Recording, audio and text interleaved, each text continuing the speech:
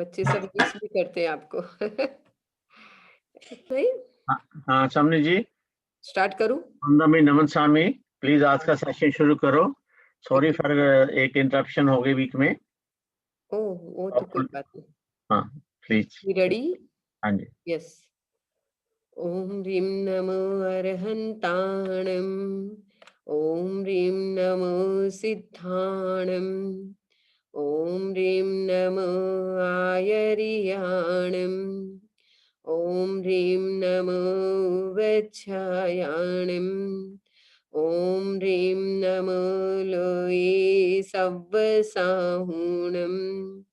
एसो पंचनमकारो सर्वपावपणासनो मङ्गलाणञ्च सव्वेसिं परमं हवै मङ्गलम्। परमं हवै मङ्गलम्। Be ready for Priksha meditation. Now select a comfortable posture for your body from the following: simple cross-legged posture, full lotus posture, half lotus posture, या diamond posture. And select any one of the mudras of your hands. Gyan mudra या Vitarag mudra. Position of knowledge. Keep your left hand on your left knee and your right hand on your right knee. Keeping the palms turned up, let the tip of the index finger touch the tip of the thumb with slight pressure between them. Keep the other finger straight.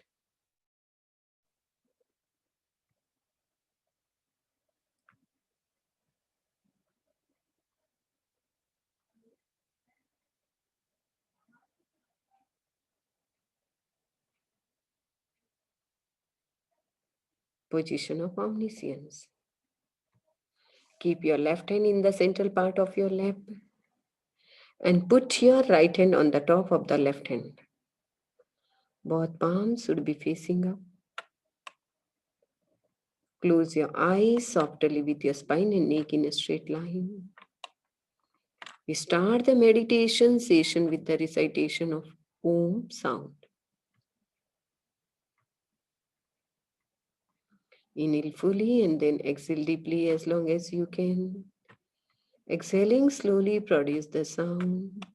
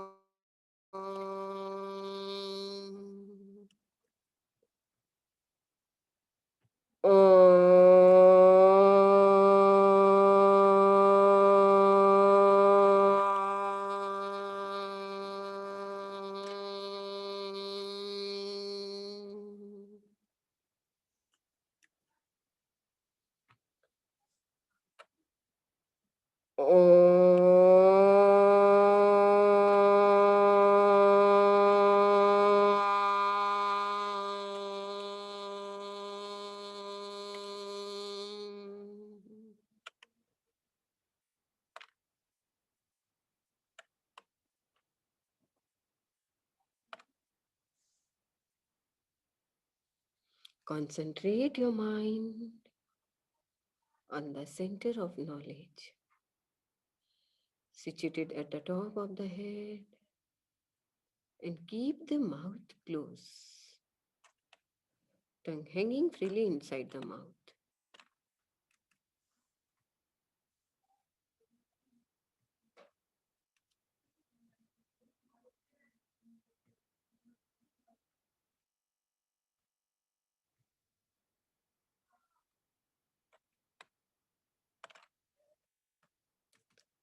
Aphorism of the M.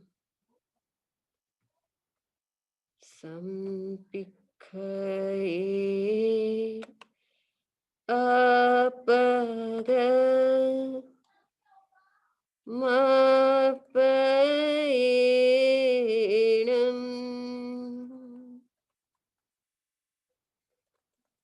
See yourself through yourself for perception and realization of the self practice Vriksha meditation.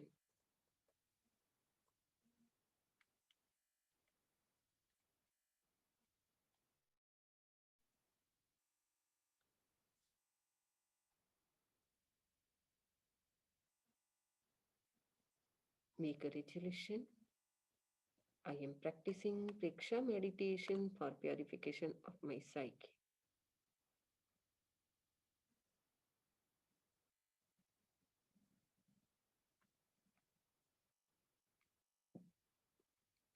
Relaxation. Focus your mind on your big toe of your right foot. Concentrate your mind inside the big toe up to the top of the head. And keep the mouth closed, tongue hanging freely inside the mouth.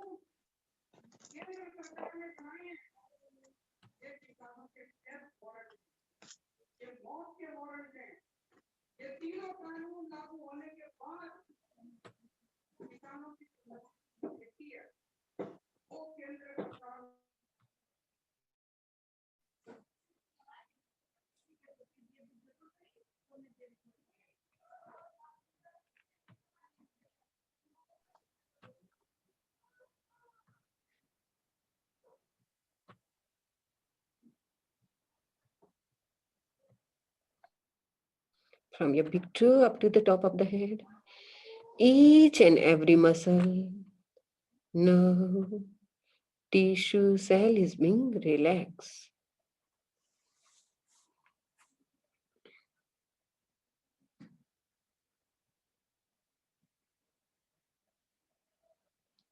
Relax.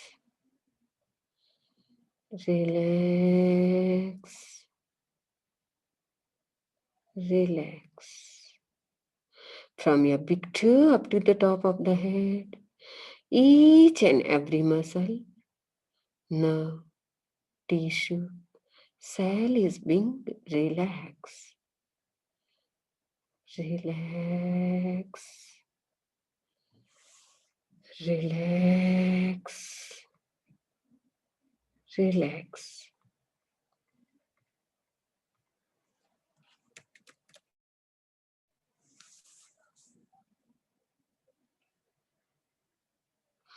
Give up your body, let your body become limp.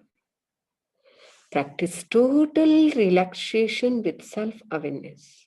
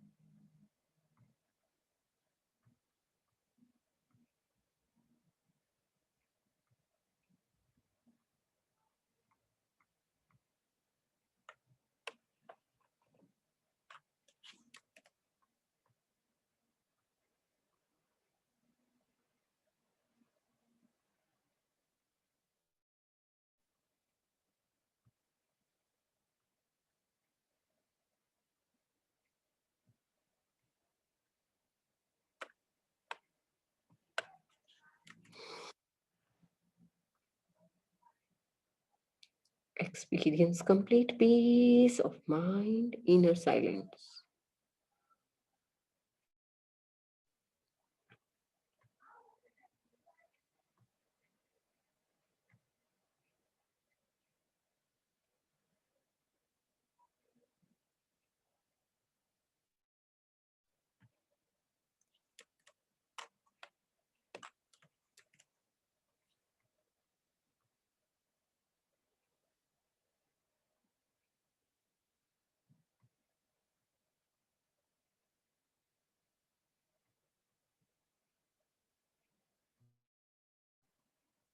Your mind and body have become free from all kinds of stress and tension.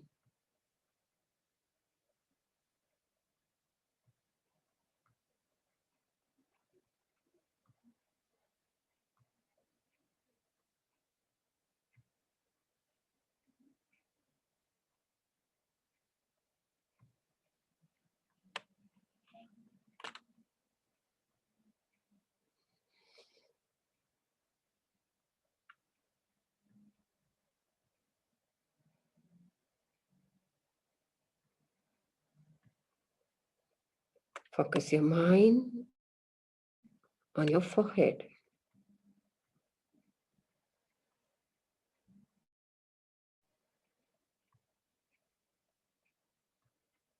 Penetrate your mind inside the center and visualize a bright white color, like the full moon. Full moon is shining on your forehead.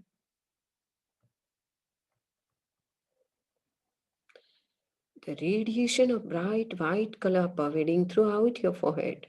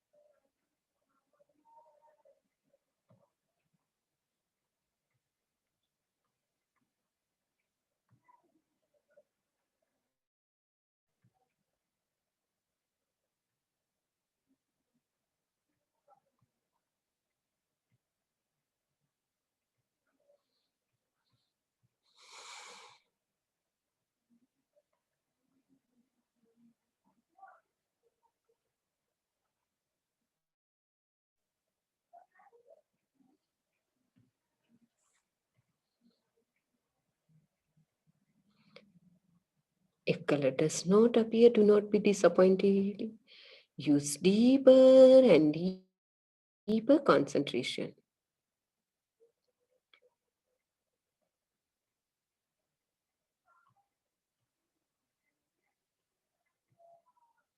Focus your mind on the center of enlightenment and suggest to yourself that my anger is going away.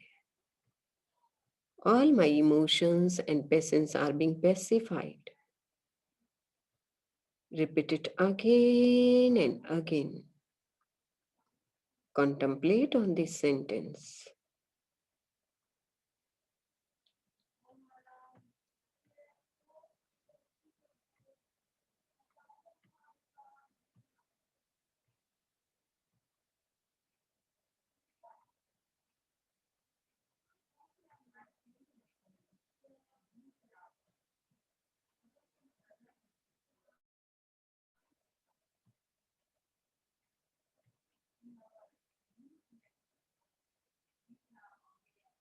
Let them reach your subconscious level. Once it reaches the subconscious, there will be transformation of your hormones.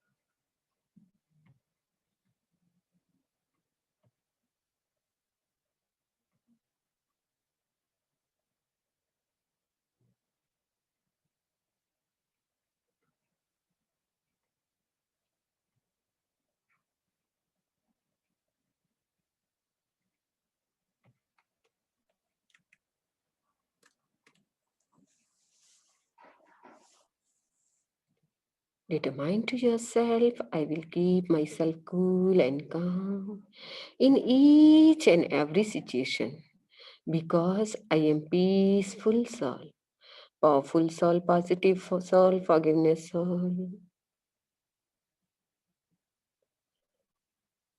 Search for the truth yourself and have amity with all living beings.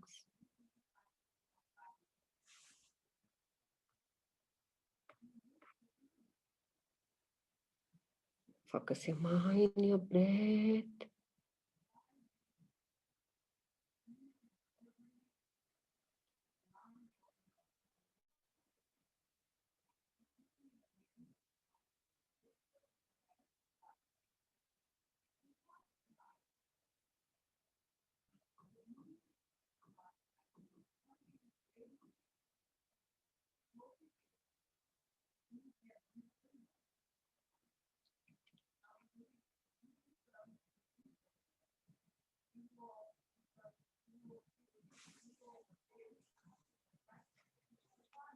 Take 2-3 long breaths.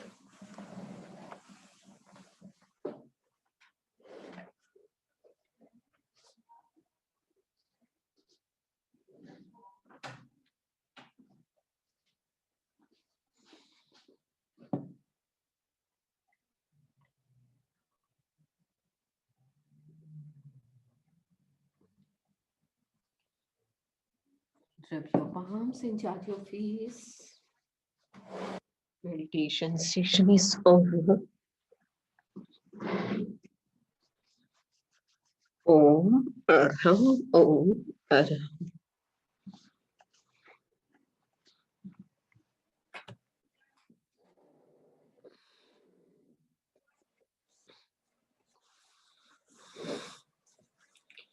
Start करें अरविंद भाई? अर्चना जी नहीं आए, क्या बात है?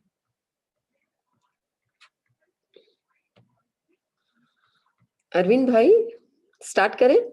हाँ समझी, शुरू करिए। हाँ जी। अच्छा, भारती जी डोली जी को बोल देते ना।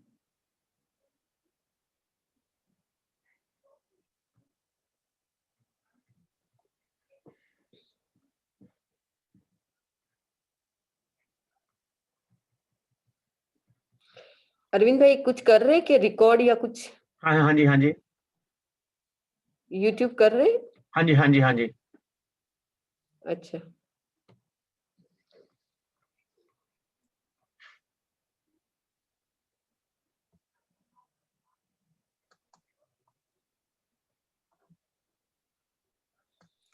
शिवम शक्तिबद्धम। स्क्रीन शेयर हो रही है अरविंद भाई? हाँ समझी, हो रही है। Thank you. शिवम शक्तिबद्धम परम विश्वनाथम न देवं न बंधुं न कर्माणि कर्ता न अंगं न संगं न इच्छानि कामं चिदानन्दरूपं नमो वीतरागं चिदानन्दरूपं नमो वीतरागं चिदानन्दरूपं नमो वीतरागं। वीतराग पुरुष को मेरा श्रद्धा शत नमन। गुरुदेव के चरणों में श्रद्धा सिक्त वंदना। जैन आश्रम के उत्साही भाइयों और बहनों, एक बार की बात, एक बार विधाता ने सृष्टि का निर्माण किया और सृष्टि के निर्माण में समझिए, सबसे वॉल्यूम पहले- कम, वॉल्यूम प्लीज अपना ऊंचा करिए। अब हाँ जी बोलिए। आ रहा है? हाँ जी आ रहा है थोड़ा सा। विधाता ने सृष्टि का निर्माण किया। अब बराबर है अरविंद भाई? हाँ जी अब ठीक है। विधाता ने सृष्टि का निर्माण किया और सृष्टि निर्माण में सबसे पहले उन्होंने मनुष्यों का निर्माण किया और मनुष्य को 40 इयर्स की एज दी और कहा कि जाओ, तुम्हें संसार के अपने कर्तव्यों को निर्वाह करते हुए अपने परिवार का, समाज का और मानव जाति का कल्याण का कार्य तुझे करना है। मनुष्य बहुत खुश हुआ। दूसरे स्थान पर विधाता ने निर्माण किया गधे का और गधे को कहा, तुझे जीवन भर भार ढोना है और तुम्हारी उम्र भी 40 इयर्स की। अब आपको या हमको कोई 40 इयर्स दे और कहें कि 40 इयर्स पूरा भार ढोना है, तो शायद कोई भी प्रिपेयर्ड नहीं होते हैं। तो गधे ने भी विधाता से रिक्वेस्ट की कि प्लीज आप मेरी उम्र का हाफ पार्ट कम कर दीजिए ताकि मैं मेरी जिंदगी को आराम से वहन कर दूंगा। विधाता ने कहा, मैं तो सबके लिए इक्वल ही रूल बनाता हूँ। मैंने सबको उम्र 40 इयर्स की दी है। जितने भी मनुष्य और तिर्यंच है उसमें से किसी की भी मैं कम नहीं कर सकता हूँ। अगर तुम्हें कम करना है तो एक काम करो, तुम मनुष्य के पास चले जाओ। अब मनुष्य के पास में गया और कहा कि मानव, हमारा आपसे एक रिक्वेस्ट है कि आप हमारी उम्र का 50% पार्ट ले लो। मनुष्य ने कहा, आओ, वेलकम, जरूर। उम्र कोई किसी को दे और ना कहे, ये तो हो ही नहीं सकता है। तो मनुष्य ने उस गधे का वेलकम किया और उसको बोला कि तथास्तु, तुम्हारी उम्र का अगर विधाता का आदेश है तो मेरी तरफ से मना नहीं है, मैं आराम से तुम्हारी उम्र का हाफ पार्ट ले लूंगा। अब तीसरे स्थान पर विधाता ने निर्माण किया कुत्ते का और कुत्ते को ही सेम काम कि जाओ, तुम्हें रात भर सोना नहीं है, रखवाली करना है और हो सके तो मानव की थोड़ी हेल्प भी कर सकते हो, तो रखवाली के रूप में हेल्प करना है। उसने कहा, कैसी बात, 40 इयर्स की उम्र और पूरी जिंदगी मुझे रक्षा करने के कार्य में सौंप रही हो, प्लीज मेरी उम्र का हाफ पार्ट कर दीजिए। विधाता ने कहा, इस प्रॉब्लम का सॉल्यूशन मनुष्य कर सकता है। वो स्वार्थी वृत्ति का है, लोभी व्यक्ति है, इसीलिए तुम उसके पास चले जाओ, वो तुम्हारी उम्र का हाफ पार्ट ले लेगा। गया, कुत्ते ने भी रिक्वेस्ट किया, मनुष्य बहुत खुश हो गया। अब उम्र कितनी हो गई मनुष्य की, अरविंद भाई? 60 साल हो कितनी गई हो थी। गई अब टोटल? अब 60, कितनी हो 80 गई? हो गई, 80 हो गई। 80 हो गई। अब लास्ट पे चौथे नंबर पे विधाता ने निर्माण किया उल्लू को और कहा कि तुझे रात भर में एक बार भी आंखें की पलकें नहीं झपकानी है, पूरी रात तुझे रखवाली करना है। उल्लू ने कहा, ये क्या कह रहे हो विधाता, 40 इयर्स की उम्र छोटी नहीं होती है, पूरी रात जगना बहुत मुश्किल है, हम तो एक दिन जगते हैं तो दूसरे दिन सोना पड़ता है।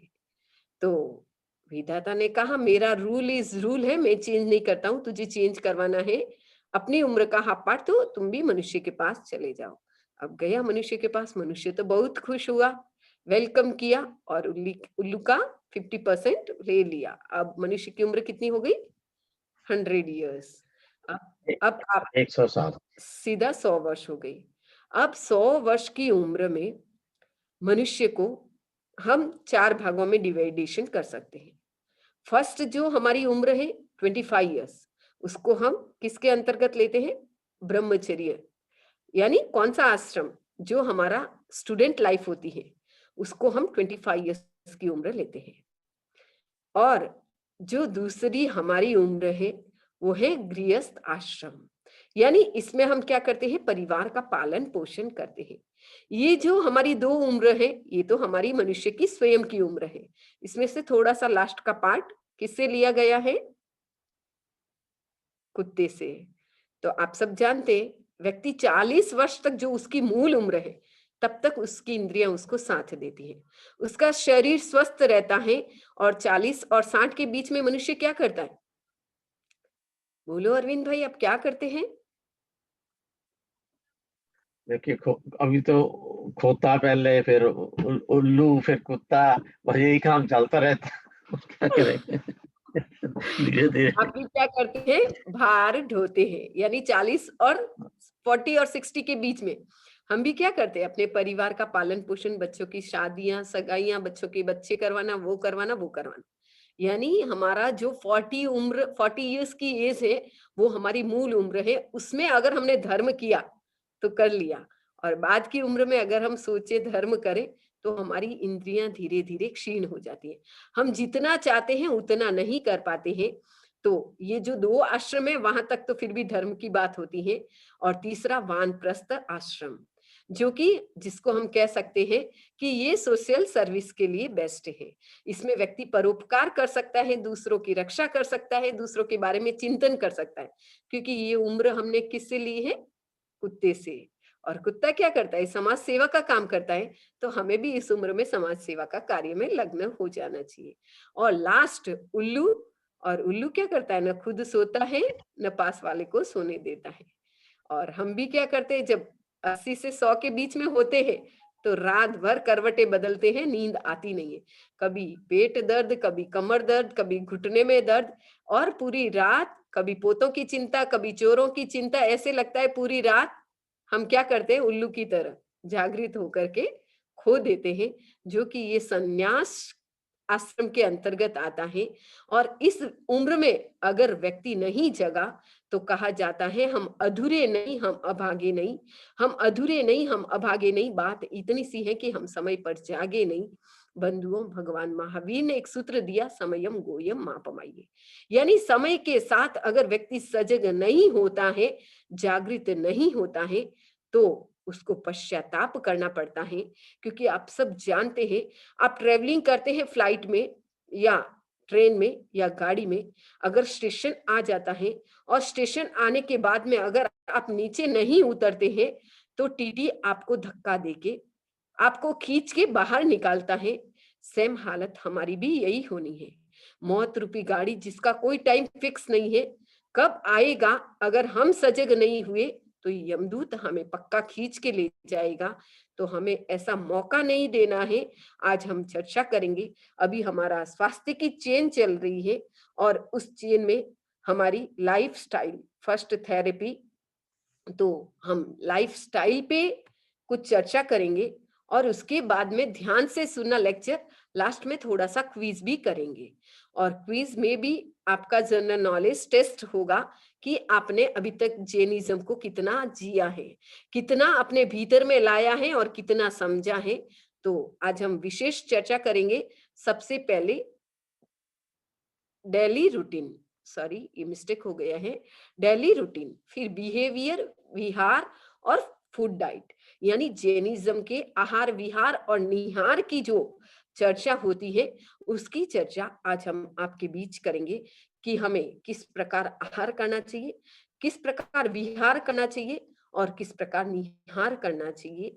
तो कहा जाता है सबसे पहले अगर हम चाहते हैं हमारी डेली रूटीन बेस्ट बने तो उसका एक लाइफस्टाइल का बेस्ट आइडल पॉइंट्स हम कह सकते हैं, और वो है पहला सुख निरोगी काया, यानी डिजीज फ्री बॉडी। अगर आपकी बॉडी में किसी भी प्रकार की डिजीज नहीं है तो आप बहुत अच्छे से साधना कर सकते हैं। और दूजा सुख घर में माया, अगर आप गृहस्थ हैं और आपके पास पैसा नहीं तो आप कुछ भी काम के नहीं, और साधु हैं और साधु के पास पैसा है तो वो एक टक्के का, वो कुछ भी काम का नहीं होता है। तो दूसरा सुख क्या है? घर में माया अर्थात फाइनेंशियल स्ट्रेंथ। तीजा सुख पुत्र हो आज्ञाकारी, पुत्र या पुत्री जो भी, तो आपकी ओबीडिएंट होनी चाहिए, चाहे वो सन हो या डॉटर हो। अगर वो आपका डिसिप्लिन एक्सेप्ट अभी नहीं करती है तो समझना कि बुढ़ापे में उनसे किसी भी प्रकार का कोई आशा मत रखना, नहीं तो हमें दुखी ही होना पड़ेगा। और चौथा सुख माता पिता का घर में हो छाया, अगर माता पिता जिस घर में है वो घर स्वर्ग के तुल्य हो जाता है। और जिस घर में माता पिता अलग है और संतान अलग है उस घर में करोड़पति बन सकता है, वो अरबपति बन सकता है बेटा, लेकिन सुखी बेटा या शांति प्राप्त करने वाला या आनंद को प्राप्त करने वाला कभी भी वो संतान नहीं हो सकता है। क्योंकि जिस घर में माँ बाप खुश नहीं है उस घर में प्रभु या हमारी आत्मा कभी खुश और शांति की अनुभूति ही नहीं कर सकती है। तो हमें खुशी और शांति और आनंद चाहिए। तो मैं सोचती हूँ दुनिया के किसी तीर्थ धाम में चले जाओ, आपको वो शांति और वो आनंद नहीं मिलेगा जो एक माँ बाप का आशीर्वाद और माँ बाप की सेवा का जो आनंद आपको मिलेगा। इस भव में नहीं, पता नहीं कितने भव तक उनका आशीर्वाद आपके साथ रहेगा। कहा जाता है कि एक बाप के दो बेटे, और बाप ने पूछा बेटे को कि किसको क्या चाहिए। एक साइड में माँ बाप है और एक साइड में संपत्ति है, अरबों की संपत्ति है, बोलो किसको क्या चाहिए। दोनों बेटे बहुत समझदार थे। दोनों बच्चों ने एक ही उत्तर दिया, बस हमें तो माँ बाप चाहिए। माँ बाप जहाँ होगा वहां संपत्ति ऑटोमेटिक आएगी, लेने की जरूरत नहीं है, मांगने की जरूरत नहीं है।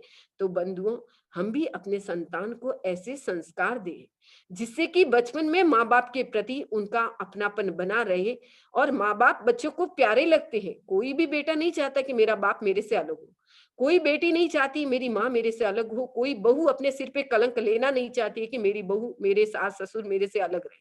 उनको अलग करने में निमित्त कौन बने हैं? हम स्वयं। मैं आपको गारंटी देती हूँ कि अगर आपको अपना बुढ़ापा सुखमय बनाना है तो बस एक ही संकल्प करो, बेटा बेटी कुछ भी करे उनके काम में इंटरफेयर मत करो, बस। तो आपके बच्चे आपको कुछ भी नहीं कहेंगे, आपके लिए वो आज्ञाकारी और यूं कहें कि सेवा भावी बच्चे बन सकते हैं। और आपने अगर उसको थोड़ा सा कुछ कहा तो पापा इंटरफेयर करते हैं, मम्मी डिस्टर्ब करती है, इसीलिए बच्चे लाइक नहीं करते हैं। अब जमाना आ गया है। एक जमाना था हम धारावाहिक देखते थे, सास अभी कभी बहू थी, और अब धारावाहिक ये देखो कि बहू सास पहले भी बहू थी और अभी भी बहू के रूप में बन के रहेगी। तब हमारा घर स्वर्गमय बन सकता है और हम अपने घर में शांति और सुख का आनंद प्राप्त कर सकते हैं। एक बार की बात, एक पिता के एक पुत्र और इकलौता पुत्र, पिता ने पुत्र को आईएएस ऑफिसर तक की पढ़ाई की कराई। अब पुत्र इतना कमाने लगा, इतना पैसा, और उस एजुकेशन के साथ बच्चे के संस्कार भी बहुत अच्छे थे। लेकिन आप सबको पता है बेटा कब तक आपका? जब तक शादी नहीं होती है तब तक। शादी के बाद में बेटा किसका? अभी अरविंद भाई सोचते हैं डॉक्टर मेरा बेटा है, मैंने उसको डेंटिस्ट बनाया है, मेरा बेटा बहुत अच्छा है, वो है। ये सब कब तक है? जब तक उस बेटे के बेटे न हो जाए, यानी बेटे की शादी न हो जाए तब तक बेटा आपका। शादी के बाद में बेटा पराया हो जाता है। प्राचीन जमाने में बेटियां पराई धन कहते थे, लेकिन अब तो ये मानो बेटे भी पराये होते हैं। बहुएं ऐसी आती हैं कि आपको अपने बेटे से भी अलग कर देती है, अपने पोतों पोतियों से भी अलग कर देती है। घटना रियल है कि इकलौता बेटा आईएएस ऑफिसर की पढ़ाई कराई माँ बाप ने, और बहू इतने अच्छे घर घराने की लेके आई।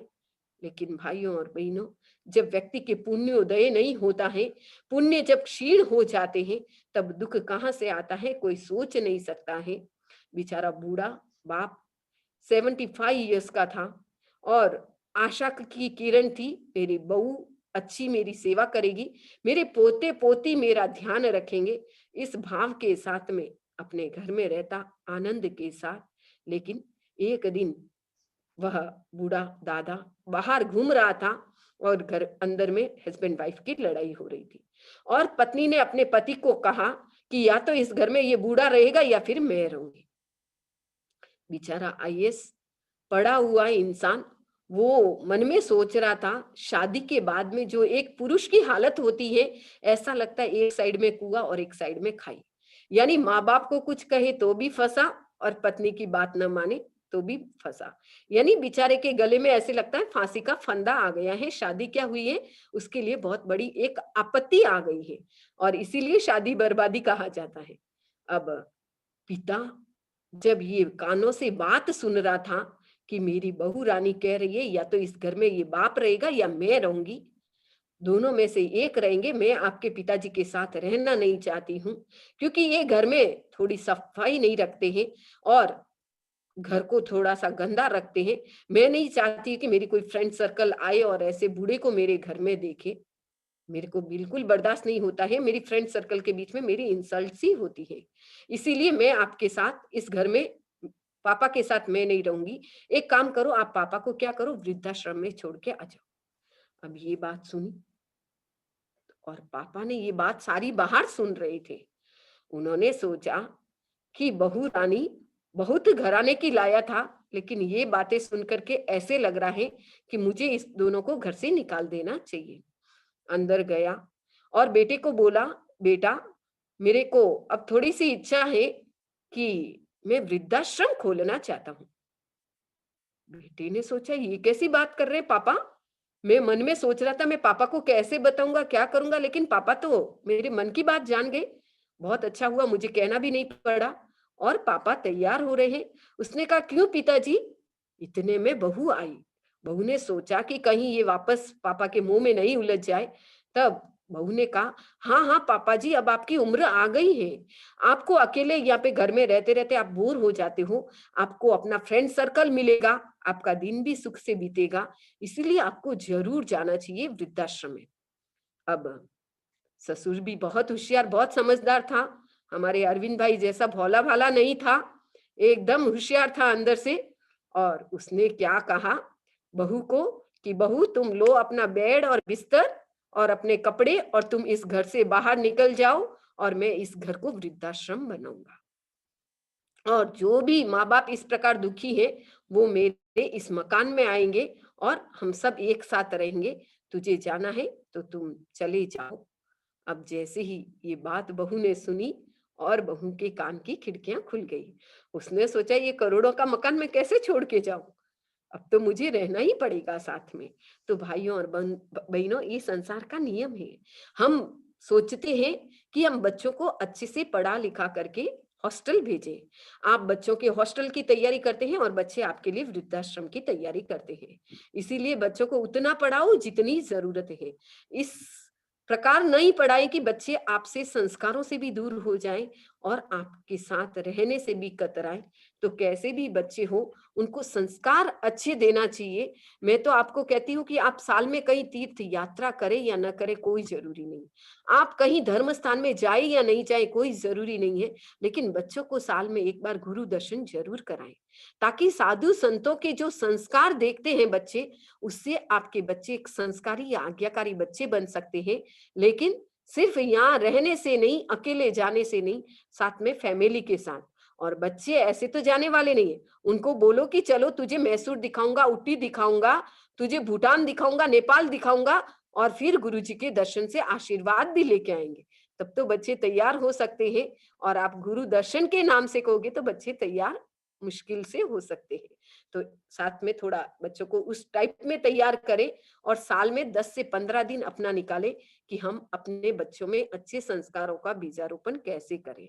और इस प्रकार जिस घर में माता पिता का साया होता है, उस घर में कभी भी दुख का वासा नहीं होता है। हमेशा उस घर में शांति और संपत्ति बढ़ती है। आपने देखा होगा जयपुर का एक परिवार, जो कि जब तक वो सेठ जी और सेठानी जीवित, तब तक बहुत अच्छी संपत्ति। और आचार्य तुलसी ने उस परिवार में चातुर्मास किया। उस स्थान पे चातुर्मास कराया आचार्य तुलसी ने ग्रीन पार्क के नाम से। और जैसे ही माता पिता गए और पीछे से वो जयपुर का किंग परिवार, और कैसे उनकी संपत्ति खत्म हुई कि सबको रोड पे आना पड़ा। तो ऐसा होता है, माता पिता की पुण्याई के आधार पर पता नहीं बच्चों के कैसे सुख फलते हैं और बच्चे कैसे फूलते हैं। तो मैं तो आप लोगों से भी यही कहूंगी कि सुंदर जीवन शैली का अगर कोई सूत्र है तो वो है अपने बच्चों में अच्छे संस्कार दो, ताकि आपका जीवन भी आगे से आगे अच्छा बने। तो इस प्रकार disease free body, financial strength, obedient son and daughter, accompanying parents. This is the formula of the beautiful lifestyle and over it life। नहीं दिख रहा नीचे का, सॉरी वर्ड। जिस प्रकार गाड़ी में पेट्रोल नहीं होता है तो आप लोग कितने सजग होते हो, गाड़ी चलाने से पहले 2 बार चेक करते हो। और नहीं होता है तो सोचते हैं पहले पेट्रोल डाल दे फिर गाड़ी चलाएंगे। वैसे ही हमारी लाइफ में अगर पैसा की, अभी जैसे कोविड चल रहा है, कमाई कम है, तो हम कितना कम खर्चा करते हैं। हम न कपड़ों में वेस्टेज करते हैं, न घूमने फिरने में, न होटल में, न बोतल में। हम सोचते हैं जितना सेव हो उतना अच्छा। तो जब हम पैसों की, गाड़ी में पेट्रोल की, सबकी चिंता करते हैं, जबकि वो सब टेम्परेरी। लेकिन हमारी लाइफस्टाइल में गुण और दोष, ये हमारे गुणों का कम होना और दोषों का बढ़ना निरंतर चालू है, क्योंकि हम निरंतर पाप करते जा रहे हैं। शायद ऐसा एक दिन नहीं जाता होगा कि हम नेगेटिव थॉट्स नहीं लाते, हम नेगेटिव क्रिटिसाइज नहीं करते हैं। और आप सबको ये भी पता है कि जो व्यक्ति दूसरों की निंदा और आलोचना करता है, वो नेगेटिव उनका नहीं, हमारे भीतर में ही नेगेटिव वाइब्रेशन को बढ़ाने वाला होता है। क्योंकि आप सब जानते हैं, आप जैसे वाटरप्रूफ कोट यूज करते हैं, वाटरप्रूफ वॉच यूज करते हैं, वैसे ही अपने मन को वाटरप्रूफ बनाएं कि बाहर की नेगेटिविटी का मेरे माइंड पे कोई इफेक्ट ना हो। किसी भी की क्रिटिसाइज मुझे नहीं करना है, और किसी की भी मुझे कैसी भी किसी रूप में आलोचना और निंदा नहीं करना है। मुझे भी अपने मन को वाटरप्रूफ बनाना है, जिससे कि नेगेटिविटी की बारिश से हम अपने आप को बचा सके। क्योंकि हमारे मन का एक स्वभाव है कि वो जिधर जुड़ता है उधर उसकी ताकत बढ़ जाती है। तो हमें भी क्या करना है, अपने माइंड को डाइवर्ट करना है। जब भी किसी की क्रिटिसाइज का मन हो या किसी की नेगेटिविटी आलोचना का मन हो, तो हमें उस समय सोचना है दिस इज रॉन्ग नंबर। यानी रॉन्ग नंबर आने पर आप बात नहीं करते हैं। वैसे ही अपने माइंड को उस समय डस्टबिन न बनाए, क्योंकि भगवान महावीर ने कहा है पिट्टी मनसम न खाई जा।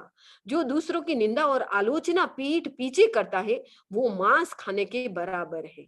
तो हम ऐसा पाप न करें अपने जीवन में। ये मनुष्य जीवन मिला है, स्वयं की आलोचना का टाइम निकाले। वो तो आपको नहीं मिलता है, लेकिन दूसरों की क्रिटिसाइज क्यों कहे, तो शायद 2 घंटे भी कम पड़ते हैं। तो हम किसी की आलोचना करके अपना समय बर्बाद न करें। क्योंकि कोई भी व्यक्ति सफल होता है, और सफलता का अगर हम लोग टांग खिंचाई करते हैं, तो आपके जीवन में कभी भी सफलता अपन को हासिल नहीं हो सकती है। क्योंकि हम व्यक्ति की नहीं, उस सफलता की इंसल्ट कर रहे हैं। और जो व्यक्ति सफलता की इंसल्ट करता है, उस सॉरी, वो अपने लाइफ में कभी भी सक्सेसफुल नहीं हो सकता है। तो हमें सफल बनना है तो क्या करना है, अपने भीतर में गुणों की क्वालिटी बढ़ाना है। आप सबको पता है कि कृष्ण एक बार रास्ते से जा रहे थे, और उधर से एक उनका साथी साथ में, उसने कृष्ण जी को कहा देखो ये कुत्ता मरा हुआ है। कृष्ण जी ने कहा ये कुत्ता मरा हुआ है, तुम देखो इसके दांत कितने सुंदर हैं। पूरे के पूरे दांत एकदम दूध जैसे चमक रहे हैं, और कितने छोटे छोटे दांत हैं। यानी घटना एक ही थी, लेकिन चिंतन। महापुरुष होते हैं, वो हमेशा बुराई में से अच्छाई देखते हैं। और आप सबने देखा होगा अर्जुन और दुर्योधन का, जब कहा कि जाओ तुम एक लिस्ट बना के आओ, दुनिया में गुणी लोग कितने हैं और अवगुणी कितने हैं। तो दुर्योधन ने तो लिस्ट पूरी तैयार कर दी, और अर्जुन ने क्या कहा, मुझे तो कोई बुरा मिला ही नहीं। और कहा भी है भला जो देखण मैं गया, भला न मिला कोई, जो दिल खोजा आपसा मुझसा भला न कोई। दुर्योधन ने कहा मेरे से भला इस संसार में कोई नहीं है। और अर्जुन ने क्या कहा, बुरा जो देखण मैं चला, बुरा न मिलिया कोई, जो दिल खोजा आपसा मुझसा बुरा न कोई। यानी मेरे से बुरा कोई है ही नहीं। और अर्जुन ने कहा मेरे से बुरा कोई नहीं है, और दुर्योधन कहता है मेरे से भला कोई नहीं है। तो व्यक्ति का दृष्टिकोण सही हो, जहां प्रेम और स्नेह होता है, वहां अपने अवगुण भी हमें क्या होता है, कम लगते हैं। और जहां प्रेम और स्नेह का अभाव होता है, वहां थोड़ी सी गलती भी बड़ी गलती दिखती है। जैसे अरविंद भाई, रेणु की थोड़ी सी गलती होगी तो इनको बड़ी गलती दिखेगी, लेकिन अरविंद भाई के बच्चे कुछ भी गलती करेंगे तो उनको कम दिखेगी। क्यों? क्योंकि वहां पे मोह ज्यादा है।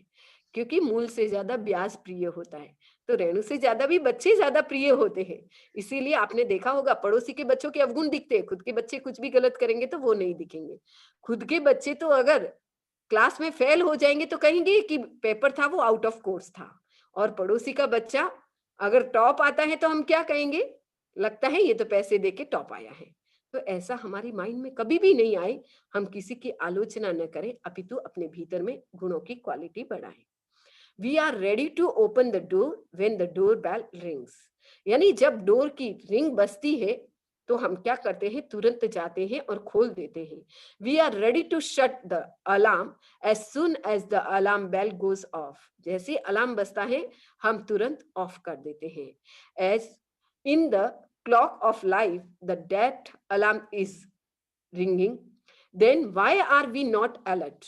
Open the door to say yourself so that you can welcome eternal bliss. इसीलिए हमें अपने भीतर की वैसी अलार्म को जगाना है, जिससे कि हम भी हमेशा अपने अवगुणों को देखते जाएं और दूसरों के गुणों को देखते जाएं, अपने अवगुणों को देखते जाएं, यानी अप्रिसिएट करना सीखें। अगर हम दूसरों से कोई काम करवाना है तो उसकी पहले 2 तारीफ करें। जैसे आपको अगर किसी से काम करवाना है, अरविंद भाई को रेणु जी से काम लेना है तो क्या करें? आप कहें कि बहुत अच्छी हो तुम, माँ-बाप को छोड़ कर आई हो और इंडिया को छोड़ कर के लंदन आई हो, मेरे लिए कितना काम करती हो, कितना हेल्प करती हो, थोड़ा-सा मुझे पानी दे दो। तब तो उनका मन बढ़ जाएगा और कहेंगे पता नहीं क्या करती है, दिन भर मोबाइल लेके बैठती रहती है, समी जी के साथ भक्तामरमय बन गई है, तो उनका मन थोड़ा-सा खट्टा पड़ जाएगा।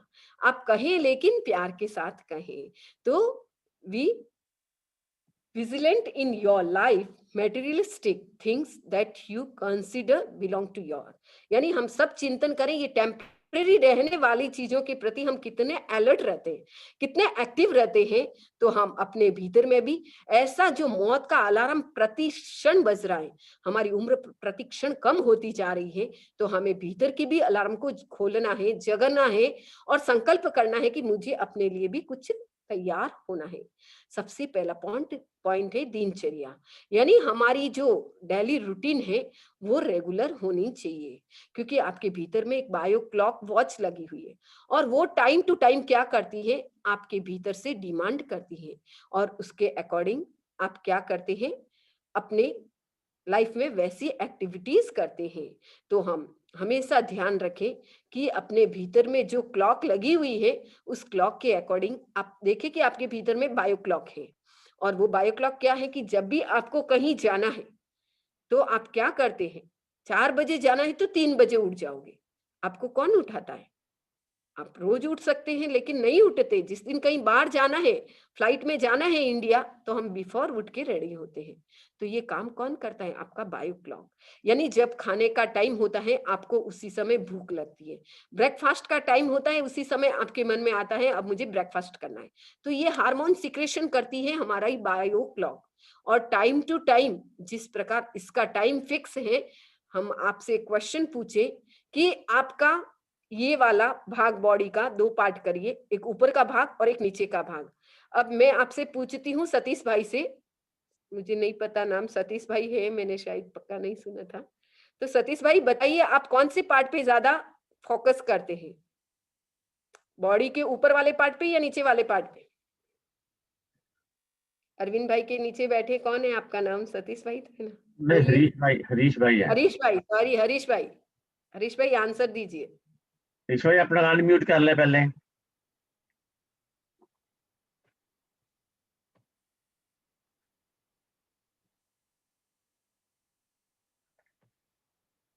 अनम्यूट कर सकते हैं। अभी ट्राई कीजिए हरीश भाई।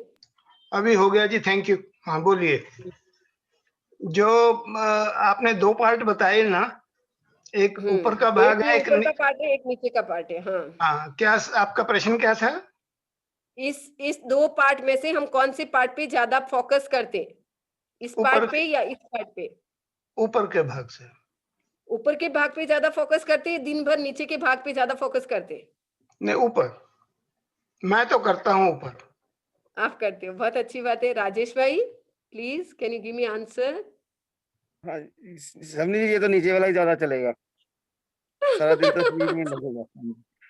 सारे दिन इसी में लगे, एकदम सही बोला राजेश भाई ने कि हमारा मोस्टली जो ध्यान है वो कहाँ जाता है, ऊपर के पार्ट में ज्यादा जाता है, नीचे के पार्ट में ज्यादा जाता है। ऊपर के पार्ट में तो हरीश भाई जैसे बहुत विरले ही होते हैं नहीं जिनका नहीं फोकस यहाँ पे नहीं, ज्यादा होता है। ऐसा है समझ बाकी जी। हमारा सोना, हमारा खाना, हमारा पीना, हमारा बिजनेस, सब कुछ हमारी बॉडी के आधार पर हम जो भी एक्टिविटीज करते हैं उसका ज्यादा परसेंटेज हमारा टाइम है वो कहाँ जाता है, हमारा नीचे के पार्ट में।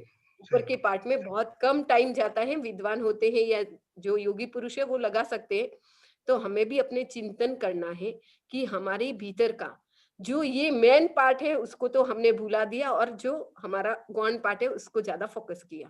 तो अब अपनी रूटीन को चेंज करें और इसको थोड़ा टाइम ज्यादा दें, क्योंकि आप सब जानते हैं मोबाइल चार्ज करते हैं 1 आवर के लिए, मोबाइल चार्ज करते हैं और 24 आवर्स यूज करते हैं, 24 आवर्स। तो वैसे ही हमारा ब्रेन को आप मोबाइल मानिए और आपके लाइफ में पिक्चर तो निकलती रहती है। तो आपका 24 आवर्स अगर पीसफुल बनाना है तो सबसे पहले अपने रूटीन में एक ही संकल्प करें, मुझे इसको समय ज्यादा देना है, थोड़ा समय इसको कम करना है। दूसरा है आपका चलो diet, importance of health. Health के लिए कहा जाता है जैसा खाए अन्न वैसा होवे मन। अरविंद भाई,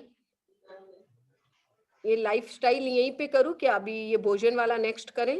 मैं कह रहा था अगर वो एक श्लोक पढ़ लेते हैं भक्तांबर का, फिर हाँ, वो मैं ही वही बोली कि थोड़ा हाँ, भक्तामर भी कर हाँ लेते जी, हैं ना। हाँ जी करिए।